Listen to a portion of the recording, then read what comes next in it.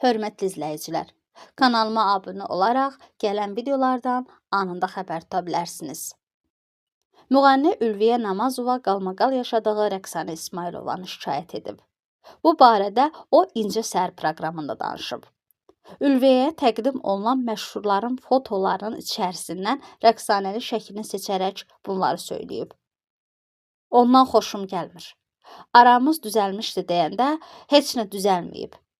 Aramızda münaqişə oldu. O öz sözünü dedi, mən də öz sözümü. Şikayət də etmişəm. Sənətinə bir söz demirəm, söhbət insanlıqdan gedir. Qeyd edək ki, bir müddət öncə efirdə Aysunla Ülviyə arasında mübahisə yaranmışdı. Bundan sonra məsələyə Rəqsanə İsmailova qarışmış, o sosial media hesabında açdığı canlı yayımda Ülviyəyə xəbərdarlıq etmişdi.